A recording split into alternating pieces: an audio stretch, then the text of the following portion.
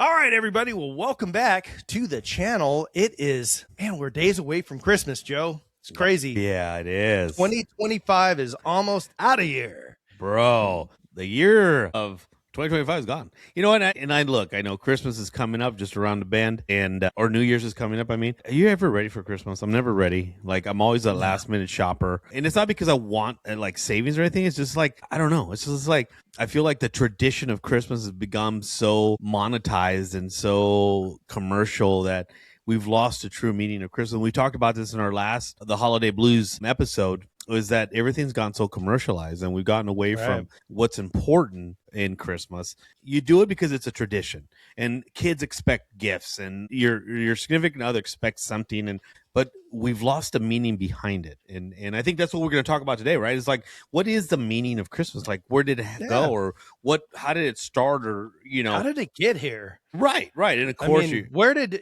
because Christmas in the biblical sense, right? And we'll get into this pretty deep here a little bit later, but is basically the birth of Christ, right? Correct. That's what Christ Mass is, right? Yeah.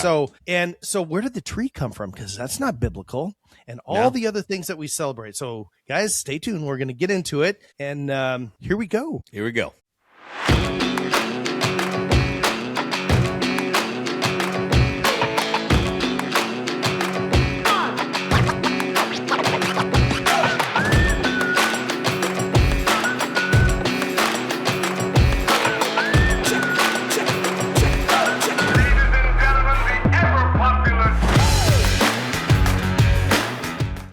All right, welcome back. Yeah. Before we get started, make sure and smash that like button, subscribe to Outspoken, share the show with everyone you know, and hit the bell icon to get updated when we upload new episodes. Yep. Thanks to everybody, going through the year here for subscribing to the channel and all that kind of good stuff. Hey, there you go. Do a little disco. Yeah. Origins of Christmas. Obviously, Christmas didn't start truly until after the birth of Christ, right? And correct. Many years later, right? Because the first folks that knew Jesus didn't celebrate Christmas. Obviously, it wasn't a thing yet. There were traditional things that were being celebrated long before that. That was one of the things that kind of wanted to talk about, because a lot of people, and I've seen it online lately, where they're like, well, Christmas is a pagan holiday and all this kind of stuff. There's a half truth to that. The half truth about that is there are some things we would consider pagan things that were brought in later on through the Caesars that said, hey, this is how we're going to get from this paganized religion to get our people into Christianity. And to have people just all of a sudden switch their belief system was kind of impossible back in those days. Those people, they believed in something and that was all they had, right? Correct. They didn't have the internet. They didn't have all these other kind of things. And to be honest with you,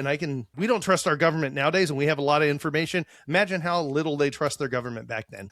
Roman was the empire, so they created all these things, including deities that they had out there, all these gods and all these things. And when Jesus came and the Roman Empire developed even further, they absorbed that religion. They absorbed, the Catholic religion. And so a lot of things had to change, like you said. They had and I feel like, because Christmas didn't start when Jesus was born. I mean, that to us, that's the significance of Christmas now. Traditionally, it didn't start because of Jesus' birth, right? I think it was a winter solstice that they wanted to kind of put in there, right? I think something like that. The symbolism behind it, and you can explain it to me right now, but the symbolism behind it is like, so were there gifts? There were. Remember the three wise men, right? They brought gold and frankincense and myrrh. Yeah, so there were gifts that being brought. I want me some myrrh. I don't know. I want me some gold, bro. Yeah. So there was that. How much symbolism. An ounce is it right now? No. So there was that symbolism of gift giving, right? But it was to Jesus. Walk me through this as far as why did they pick December 25th, or why that winter solstice? Why? Right. So there's a lot of scholars that have tried to look at, when is the actual birth date of Jesus, because it actually doesn't say in the Bible. Now, there are some clues and hints and things that the shepherds were out attending flocks and things like that. And the assumption that that's somewhere around March, April, and don't even quote that as perfect timing, but it was during the warmer months. So one of the reasons, clear skies, right? Because they saw the North Star as well. Right. Well, yes. So that was another thing, is they're trying to figure out where that North Star was, where Bethlehem was at the time, all those kind of things, in conjunction. So the reason that the 25th was picked, and truly the actual number, the 25th, isn't even 100% known why that specific day was picked. So if you look at the winter solstice, that is always between December 20th and 23rd. Now, normally it happens between the 21st and 22nd, which sounds reasonable because that lands right in the middle there. Correct. Because of how the Earth's axis and all that kind of stuff. So a lot of scientific stuff gets into that. This year, it is actually a few days ago on Sunday, December 1st at 8:03 a.m. Arizona time. So that's when it was the solstice, the longest day of the year, right? And so if you go back in time, these people celebrated at that time. They knew that those long days were going to be long nights, right? Very cold. A lot of these countries, towards the Scandinavian countries and such, they had to deal with all of that. So they did celebratory things to help them get through the tough winters, and having evergreens, which is why we have a Christmas tree, right? It's considered an evergreen tree. Evergreen was a symbol for lasting all through the year, not just through the summer months, but through the winter months also. So they would celebrate that. There's things that run all over the place as far as at what specific time things came into being. Right. Before the show started, we were actually talking about, you had mentioned like the German traditions. Right. So back in like the 1600s, the Germans used the trees to decorate, and they would decorate with apples and sweets and ribbons, and candles didn't appear on the trees until like the 18th century, which, just a safety note out there, folks, don't use real candles. It's not good on trees. But I don't know what country it is, and it's been a tradition at the church where they actually still light the Christmas tree with candles, and they light one, and these little strings of, I don't know what it is, they go to each of these candles and light the whole tree up. It's beautiful. I just saw it the other day. I was kind of like, whoa, that's pretty cool. All of those traditions and things were kind of in that, I'd call it the Germanic areas, from the Germany / going up to the Scandinavian countries, everywhere.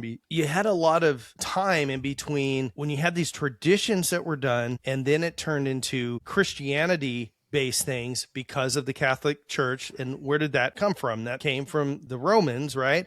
The Roman Catholic Church. And that's what they started to bring Christianity in. Well, they still had all of these people that followed all of these old traditions that used the trees and all that. So they meld all that stuff together, and that's where we get a lot of the things nowadays for Christmas. Yeah, the tree doesn't really have anything to do with the birth of Christ. Now it's being used it's a rebirth thing, the evergreen and everlasting. There's a star on the top. That's the original star.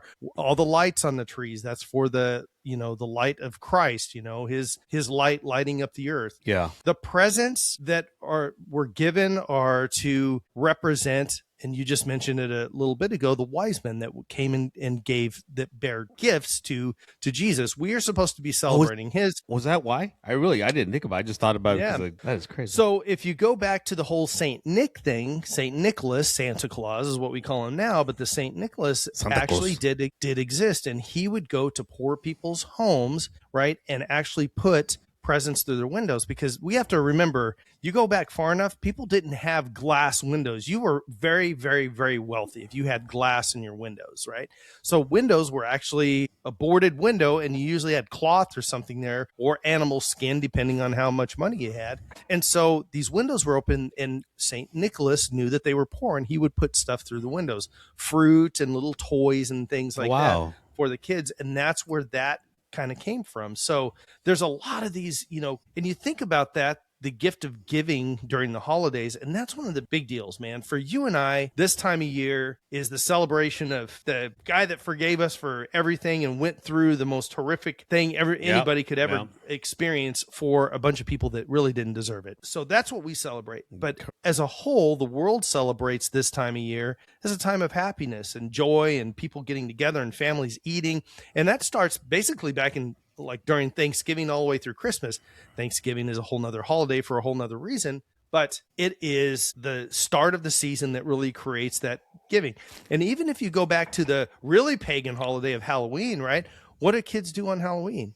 Now, they don't do it as much anymore, but they go door to door and people give them candy. You have this season from the end of October till New Year's that it's a time of happiness and giving, and people, being around one another. There's carnivals, there's get-togethers, all these kind of things that are really cool. And so the history of it is very complex when you look into it. It doesn't take much of a Google research to find some of the key things that have happened throughout history. Commercial sales began in the U.S. for Christmas trees around 1851. And the first Christmas tree farm ever started was in 1901. Electric lights appeared somewhere around 1930. So the thing that kicked that off was 1929 was when the Great Depression happened, right? And people were home and they needed something that year to help them feel better. And so electric lights became the thing, and they were put on trees. Also, that was something we just talked about a minute ago, people putting candles on trees. There was a lot of fires back in the day, bro. So with all that, imagine by the time the fire department got there. Yeah, I know. A Christmas tree, huh? Yeah. So one of the things that is really key now, how is modern day society treating Christmas? I mean, do we get together as families like we used to? Are we separated more now than ever? Just one of those things to contemplate on and think about. What are you doing for Christmas this year? Do you know? Well, I'm going to go down and see my kids down in Cali, California. But it's times like this that bring memories back from your life, from when you were a child, and this experience that you had. And looking back at it, gifts were great. Don't get me wrong, I love them. I think the biggest things was just hanging out with family, my cousins running around, playing. The deck. My aunt used to collect these little miniature houses. Every year they'd come up with different houses and stuff. And she would have this little village of houses. She'd make all this she'd get her cotton, put all this cotton down, and it looked like snow, and a little train running through it. So, as kids, we admired that. We loved seeing the little lights inside and the little lamp posts and things like that. But the Mexican tradition is that you stay up all Christmas Eve. You're eating and having a good time, just enjoying each other's company. And at midnight, Christmas Day, all the kids, we start opening our gifts. And as we doze off, the adults do their thing and have fun and start shooting and drinking, but nowadays everything has gone people have dramas, people have stressors, and now you get together, it's more of an inconvenience, and it's more like, it's just a pain, and it's really sad because, like we talked about in our last episode, we've lost the true meaning of Christmas. And like you said earlier, Thanksgiving we're celebrating something different, but it's still giving thanks to God. That was the purpose. Giving thanks to God that we've come together, we've come to a new land, a new world to establish a new colony and reap what we sow. Right. And so same thing with Christmas. We're here now. Does it matter if Christ was born in March and we're celebrating in December? No, it doesn't matter. Right. Because like the Bible, it doesn't matter if the stories that are told in the Bible were back in that long ago. And we're talking about they still have meaning today. So it's not what or when, or it doesn't matter how it started, or if the Roman Catholic Church used it to kind of smash down the pagan religion at the time. What matters is the meaning behind it. Right. And I think that's important for everybody to understand, that there's more to Christmas than gifts. There's more to Christmas than, having to go over there with your little potluck and say, oh my God, I got to see Susie. That girl never shuts up, or she's always talking about, so she's probably going to bring a different man. And like, could we just be happy that Susie's coming? Could we just be happy that Susie's there? And like, who cares what 100%. Susie does? And I think that's the most important thing. What do we care so much about people's lives or other people's business that we can't enjoy ourselves, that we can't enjoy just the company of a friend, of a relative, of somebody? Why do we always have to be like so hyper-focused on the insignificant things of life? And I think it's important that our listeners understand that Christmas is about loving each other, about being thankful for having each other, for, those moments that, suffered quietly, but someone always reached out and see how you're doing, for just being alive, man. You made it through another year, right? And you know what? You're not dead. You might not be the richest guy around or woman, but you're not dead, right? So it means you still have opportunities to make your life better. And I think that's key, Jay. I think it's very important. So in my end, and I want you to share yours, but in mine, I just want to say this, as we close, may the story of Christmas remind you that even in the quietest nights, remember the quiet nights, God is still moving, right? He's still speaking. He's still drawing near, right? May his peace rest on you, his joy rise in you, and his love surround you this season, guys. Just enjoy it. And Merry Christmas from me and Jay.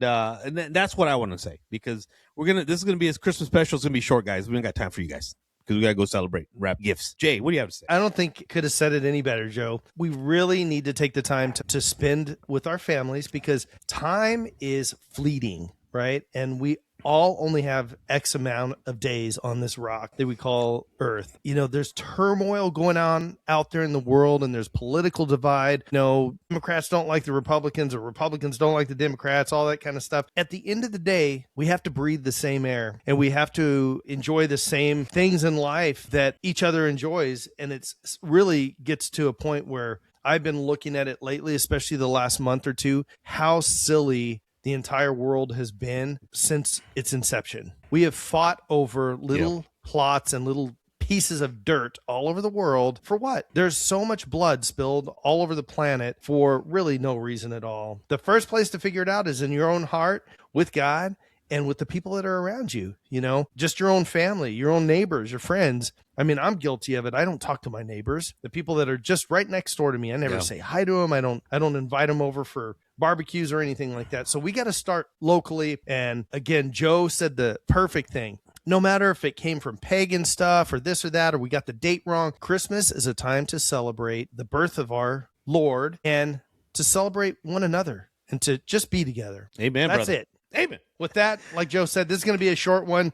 We don't want to keep you guys up, because you got Christmas shopping to do, I'm sure. And anyhow, make sure, you guys, that you subscribe to the channel, okay? Smash that like button, subscribe to Outspoken, share the show with everyone you know, and hit the bell icon to get updated when we upload a new episode. We want to have 1 million subscribers by end of 2026, so we got a long ways to go. Let's do this. So remember, everybody, like we always say, take care of one another. And remember, do better, be better. And as always, God bless America. God bless America. We'll see you guys next week. Enjoy it. Merry Christmas. Thank you for listening. Merry Christmas. See you next Tuesday.